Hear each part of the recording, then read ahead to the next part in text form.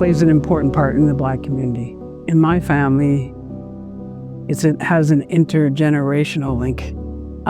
My grandmother was a soloist at the church. My mom was a soloist, and all of her children sang. So that's the thread that runs through our whole family. Music is sang at the best of times, and it's sang in sorrowful times.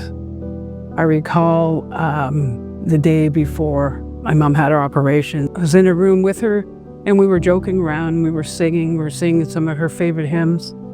She had just, prior to that, had a chemotherapy. Unfortunately, the treatment went down and exploded her appendix. So because of that, she had to be rushed in to surgery.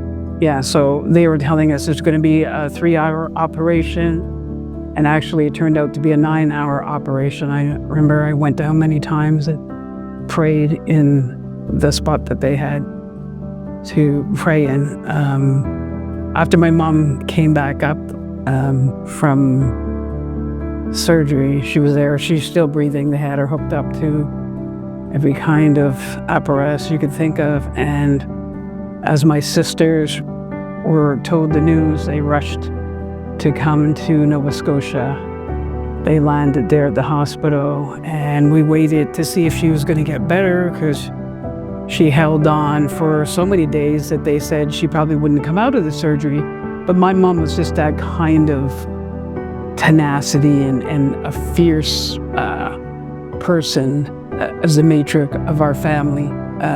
She did make it out, and she was still breathing. 4 or 5 days later, we finally made a decision that we were going to let her go, because it didn't seem like she was getting much better or anything like that. They were saying there was basically no hope. They said they could keep her alive on the machines, but my mom wouldn't have wanted anything like that. She was very outspoken, very independent. They said, we can keep your mom alive by extraordinary measures, but we'd have to break her. And I said, hell no, she already has leukemia. She'd bleed to death. All of us said that. That was a collective, no, that's not happening. So it was her time to go, because that was her calling. So we called the nurse in, and we said we made a decision. The nurse was reaching over to take the plug out just before that. And then the nurse said, oh, I guess your mom's making that choice herself. That's the kind of mom we had.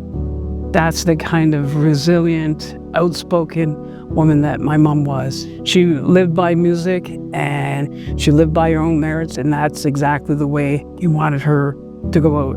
So because of that, we joined hands in a circle. We started singing her favorite hymn, one of her favorite hymns, which was His Eye is on the Sparrow. As we sang, I remember hearing something from another one of the patients' family members that said, oh, isn't that beautiful? But just before that, I remember staff saying, you're being too loud. I guess that stung with me, because that was the hardest time in all of our lives, the most painful time. And this is why it's so important to have culturally responsive, attentive, or sensitive care, depending on, to understand the part that music plays, especially in the lives of Black communities and whatnot, right? So as I said, she came into this world in music. We were certainly going to make sure she had a heavenly home going.